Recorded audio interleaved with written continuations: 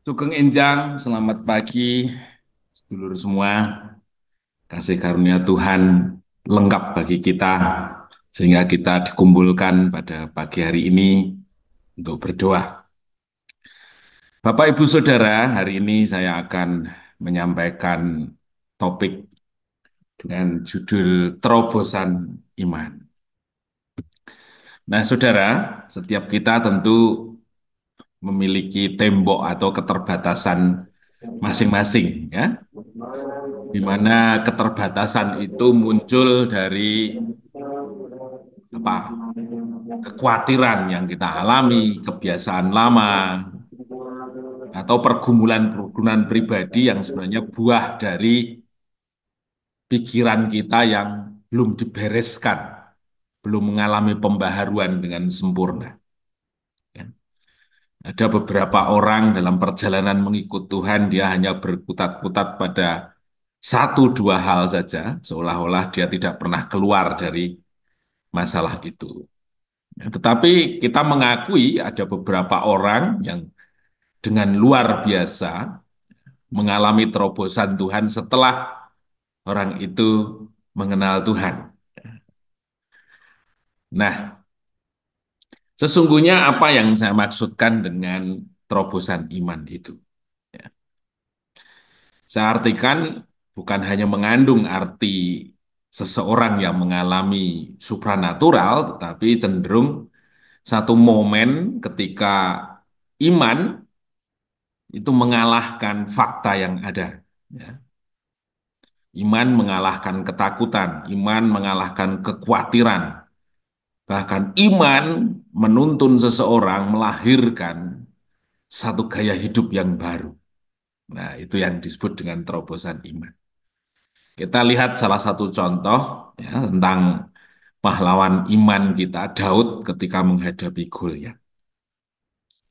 Nah, saya sesungguhnya tidak berpikir gitu ya, di depan mata dia itu ada satu prajurit yang gagah, perkasa luar biasa, tinggi besar, peralatan perangnya lengkap, sedangkan Daud memiliki badan yang jauh berbeda, kemampuan yang barangkali tidak terlatih seperti musuhnya. Tetapi kenapa Daud dengan gagah berani bisa menghadapi Goliat dengan banyak hal sesuatu yang lebih dari dia secara fisik, gitu ya. Itu yang disebut dengan Daud mengalami terobosan iman. Manakala pengenalan dia akan Allah, manakala apa yang dia percayai pada akhirnya melahirkan satu situasi yang benar-benar berbeda dari yang seharusnya ketika seseorang berpikiran atau memiliki pertimbangan secara fisik. Saudaraku, tentu pasti kita semua pernah mengalami satu dua kali momen di mana iman itu bekerja luar biasa sehingga kita bisa bangkit, bisa keluar dari situasi yang benar-benar tidak kita harapkan. Itu yang disebut dengan terobosan. Atau mana yang kedua, terobosan iman adalah seseorang yang mengalami cara supranatural, bagaimana Allah yang dipercaya itu melakukan sesuatu bagi dirinya. Ya.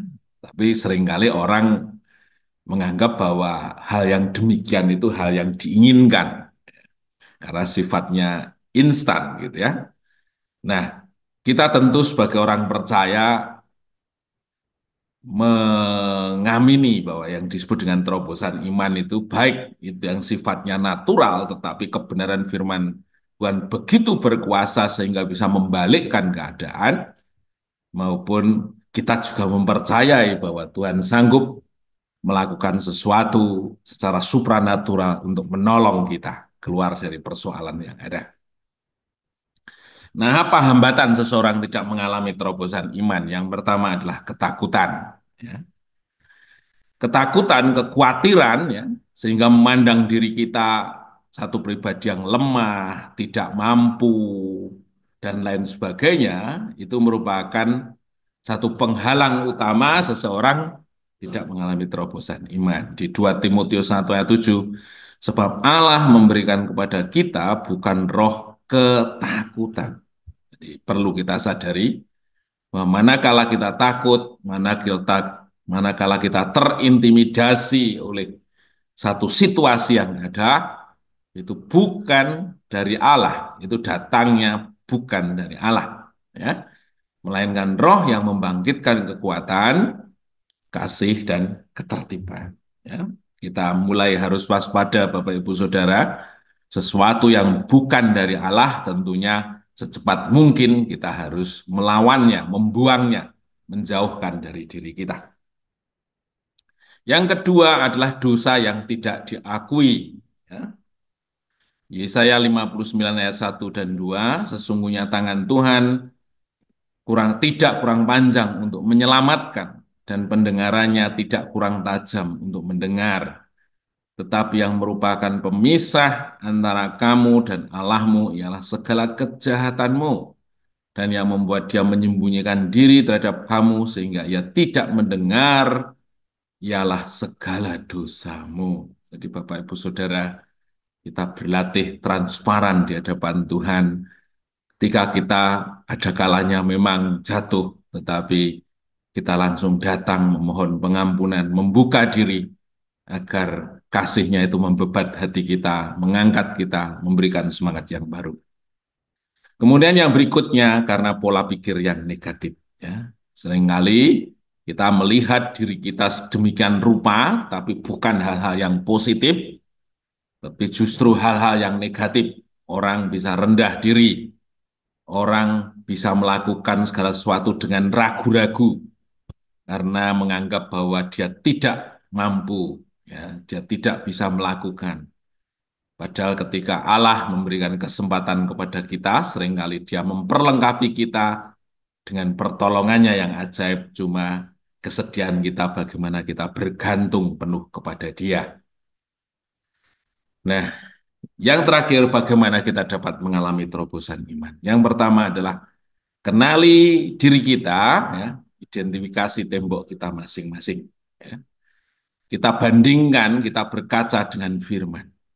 Apakah saya seseorang yang sudah dilayakkan untuk mengalami kehidupan baru karena campur tangan Tuhan, ataukah saya masih didikte, diajar oleh kehidupan saya yang lama? Apakah dalam satu dua hal sikap saya itu berkenan, atau sesuatu hal tertentu masih kita sembunyikan dan selama kita melayani Tuhan kita tetap hidup di dalamnya, padahal itu tidak berkenan. Kita harus menggumulkan itu, datang kepada Tuhan, meminta Roh Kudus hadir, memberikan terang pada hati pikiran kita, sehingga pada akhirnya kita benar-benar keluar dari ikatan kehidupan kita yang lama. Tembok-tembok yang membuat kita menjadi sangat terbatas, bahkan tidak mengalami proses terobosan itu, hilang dari hidup kita. Kemudian yang kedua, berdoa dengan sikap hati yang benar. Ya, selama ini kita menganggap bahwa berdoa itu adalah mencari jawaban doa. Tapi berdoa itu adalah mereposisi kita sehingga kita memiliki sikap hati yang benar. Artinya apa?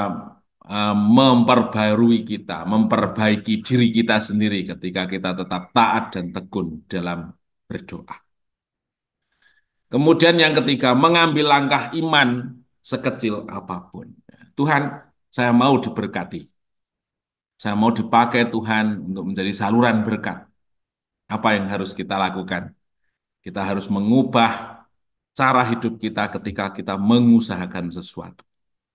Kita harus benar, sikap kita harus benar ketika kita menerima berkat. Kita harus benar ketika kita harus mengelola berkat itu. Kita harus benar manakala kita harus membagikan berkat kepada orang lain. Itu adalah langkah iman. Kita nyatakan kerinduan kita, keyakinan kita pada satu aktivitas yang real sebagai sikap kita untuk berjalan melangkah bersama Tuhan.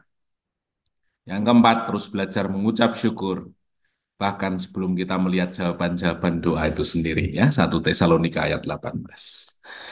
Nah, demikian firman Tuhan pada hari ini. Biarkan kita semua mengalami terobosan iman. Ya. Kita tidak menjadi orang yang kalah, tetapi dalam hidup kita karena keberadaan Tuhan yang menjadi penolong sejati, yang menghendaki kita menjadi manusia yang baru, pada akhirnya menuntun kita pada satu perubahan yang fundamental pada kehidupan kita yang sesungguhnya.